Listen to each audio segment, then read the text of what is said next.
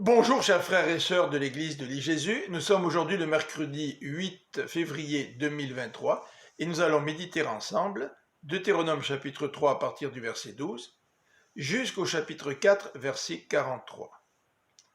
Deutéronome 3, 12 à 22. Dieu a donné des territoires à l'est du Jourdain, à la tribu de Ruben, à celle de Gad et à la demi-tribu de Manassé. Cependant, par solidarité, ces deux tribus ennemies vont envoyer leurs hommes aptes à porter des armes pour qu'ils aident Israël à conquérir le pays promis, Canaan. Deutéronome 3, 23 à 29, ces versets font référence à un épisode que nous retrouvons dans le livre des Nombres au chapitre 20, c'est-à-dire la désobéissance de Moïse et d'Aaron. Moïse, malgré son désir, n'a pas reçu de l'Éternel la permission de traverser le Jourdain et d'entrer en Canaan. C'est Josué qui conduira Israël dans la conquête du pays promis. Au chapitre 4 du Deutéronome, pour préparer le peuple à conquérir Canaan, Moïse l'appelle à rester fidèle à l'Éternel et il lui donne quelques recommandations. La première se trouve dans les versets 1 à 8.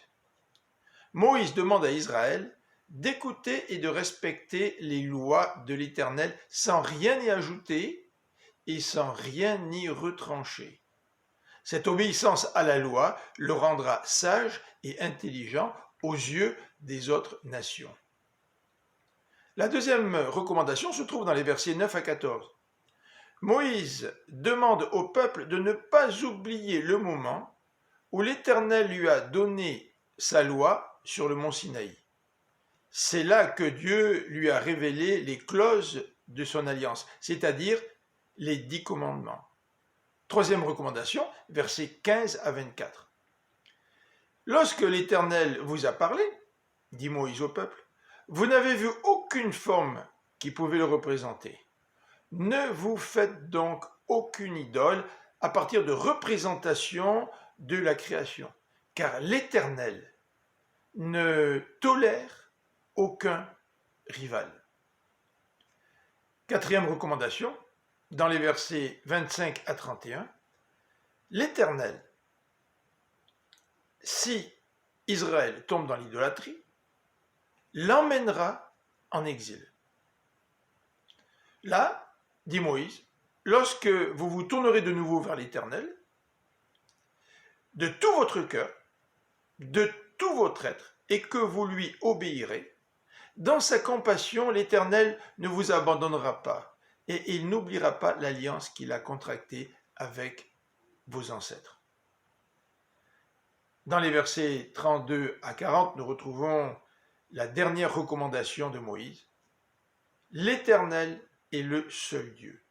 En effet, aucun autre Dieu n'a déjà libéré son peuple de l'esclavage, comme l'Éternel l'a fait avec Israël lorsqu'il l'a libéré d'Égypte.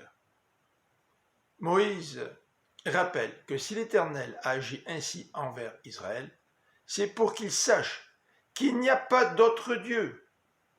Obéis donc lui, recommande Moïse, pour que toi et tes enfants soient heureux dans ce pays que Dieu te donne. Le chapitre 4 se termine par cette référence aux 3 villes de refuge que Moïse a choisies à l'est du Jourdain pour servir de refuge à celui qui aurait involontairement commis un meurtre. Je vous souhaite une bonne fin de journée, que le Seigneur vous bénisse. À demain.